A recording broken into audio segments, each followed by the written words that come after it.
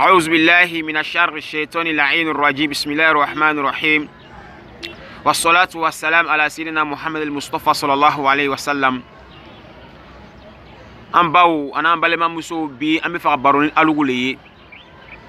أين سباري أين سيجي ألاما أين سران ألاني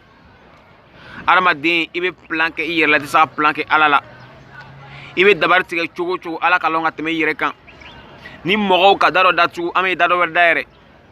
karamogo kumana fendo kan bi anu ko ta kan aturunge fe malma muso alaki garisige furula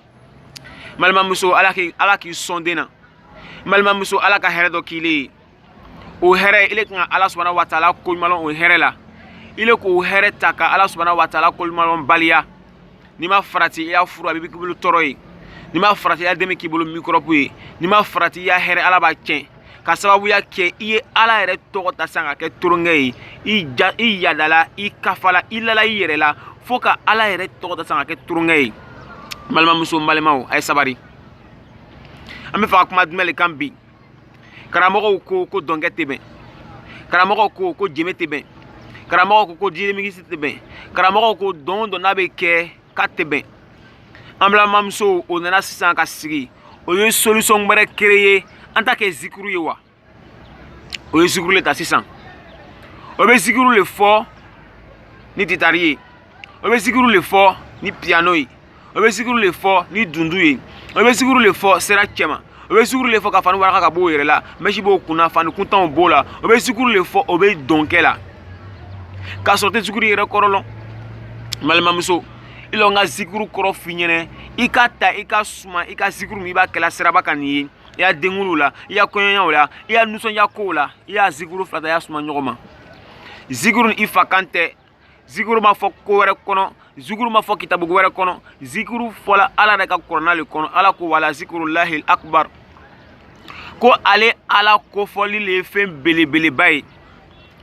ile sona chogodi ala ko ale yere ko foli ale makutulin ale kosumani ko le ye fem belebele ole ka boni fem bela jeni ile sona chogodi ko ole tao ko le ke donke ko do ya dongili la piano la musique ki o do ya dien batara ko ni mana ko la akoro do fleni kele ni ala ko ile ko zikuru mo zikuru be ka kundole la zikuru be ke bara dole la zikuru be ke wakati dole la zikuru be ke chogoya dole la ala kurna la ala kimaun ko fas uruni azkurukum kiyeni ala subhanahu wa ta'ala kosuma ni yere majigi yeni ala subhanahu wa ta'ala kosuma bato kono yeni ala subhanahu wa ta'ala kosuma ala ko nyuma ya kono azkurukum no kala ni ala subhanahu wa ta'ala bi kosuma jurmu ya fala yala elebe domin kala esni ala kosuma lewa yala oni ka meko ala kosuma yala elebe domin kala esni ala kosuma yewa ala ko no kala lebi jurmu yafa ile ya donke se fa lebe sekele jurmu yafa o ko fe washkuruni ayni ala subhanahu wa ta'ala tando wala takfuru akana ban ni ala subhanahu wa ta'ala ma o kafriyai wayra ka fo sen ni le ko zikuru ke ile be zikuru min kala siraka akoro ko ile re ban ala tamaw ala ko yale kusma ire majili la ala ko yale kusma ala wole la ala ko yale kusma sundo la ala ko yale kusma jagabo la ala ko yale kusma kunmo kele la no kele ala bile jurmu yafa ile do foko min sigi ile mana foko min sigi ile batara foko min sigi ile turunga foko min sigi kele ala subhanahu wa ta'ala kusma na ko zikuru ye yalaw ile yire nyiniga o zikuru oni adama dema ire mafami ke ala batula na flase la sundona ali ala wole kurna kala la esin zikuru fin kele ne ya d'accord c'est il est iyadala il la yirela fo il est sona sisen kata ala subhanahu wa ta'ala re tole ta sisen ko le ke il est ka turunga fi akor ko yi ka frira la ma encore ko il est ban ala subhanahu wa ta'ala ma ni ma frati ala ka herem dima ala be herem kembolo ka sababu yake il est ka ala to ta ke batara ko yi ika ala to ta ke turunga fi o kele bele ba kele bolo ala ki ma o ko adama don والذين إذا فعلوا الفاحشة أو ظلموا أنفسهم ذكروا الله فاستغفروا كوني أرما دم يكو كونوكي جنياوكي كو تشانوكي ولما يجرموكي وقت منا كو ذكروا وين الله سبحانه وتعالى كسما وين الله ولي fastaghfiru li zunubihim ni ala subhanahu wa ta'ala bo jurmu yafa yala ile be domin kala chele be dongli la alu muso be dongala foko chama wala muso be dongli la amusna be dongala foko chama chobe teme ka ofle abe batara kola abe mana kola yala esni ala kusuma lewa ile ko zikuru esni ala kusuma lewa bi azikuru bega chromatically azikuru bega la ko ngafsani ni mesaka teme nika ni ni wetan ni yatan ni betan malama muso ika ala to min tatanye ka do ika furu la ni ma farati ika furu iba ta furu kono ala be janta bla ika furu kono furu ntenye ika ziguru foko mwele kana sigi ka ide an dengulu keno ziguru ka mogo toro mogo mas no soro mogo manene kiri soro wallahi ni ma farati de me ki bulu micropi malama muso angana ala to taka ke turunge fe an yere la geme bay bena ma ko haramu yi ita ga geme ko ngole ko jurmuta o ka fisani jurumu belebele flaire ala bitajan ki halaki kakla ki fili janama kono de sini kiyama ni ma farati ka sababu yake ile ka ala to le wele ya kola ko nga zikuru le wele bi ko zikuru le na fo bi ne akon yala zikuru le na fo bi ne adengunu na zikuru ala subhanahu wa ta'ala ko le kosumali albo le taka ke turunga fe ke o kuntan pede o laga to ani muso laga to ko afan biriba do aw masra ala nye aw maso alama fo ko to le taka ke turunga fe ay sabari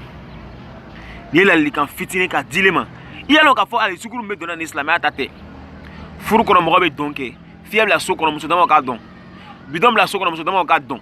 cew kana nyama chema islam mo haram ya mais ale betu wala male sukuru me abala ni islam ya tate bi islam atate sini na ma frati na tolala ni ala ka dimi willa aw no wallahi aw na ayire nyini aw jiwo fe ate bola malama be sabari ile ala tokota chogodi ko zikuru ko taka ke turunga fe sirasema na likan fitini kuma te janya iyalo nga fo yo komi kala ni ala ta fe ala tna swama ala tna ka fe abada ala ke makuruna kono ko udu rabbakum tadarruan wa khufya innahu la yuhibbul mu'tadin ni be ala wuli ala ko kiyere maji kiyere do kale ala subhanahu wa ta'ala wuli kono kala ke ko ibe ja ala yin ko wa igini damate me ala wuli la yala anna red dana ko ni ala wele abe mingala ko zikuru amana mana fen anna dana ko ala wele me ile rek yire nyinga ken abe kala chogodi mo ko no ko sora bulu mo ko torolendo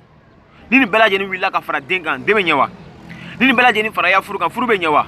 ay sabari ay sigi ko fe ay ala to ko takabo ay mana ko ne ya batara ya ko la ala to ko kasano made subhanallah if be fobi zikuru chama didari bala la ilaha be fobi zikuru chama didari bala Allahu akbar fobi zikuru chama didari bala Allahumma salli fobi zikuru chama didari bala ay sabari ay sigi alama yani alaka janata kan soro na likan fitini ka ba kala ngade mbulu ka di awma na ni me ay sabari aya jija aya to ala ko to anuna nini make furula ke ate fenke ka furula mogo ka furu siri misilla ni wala dolin amina yi ile na furu la bani shitane ko furu kanye mogo ka den to weli wala dolin amina yi ile na kana jeme fokosi ani zikuru fokosi yala asin den be nyere bulu ambe ala tama no kala meso ala tama zikuru koro le ku ka ala kusma zikuru koro te ayna donge srala ay sabari akli soro wassalamu alaikum wa rahmatullahi wa barakatuh.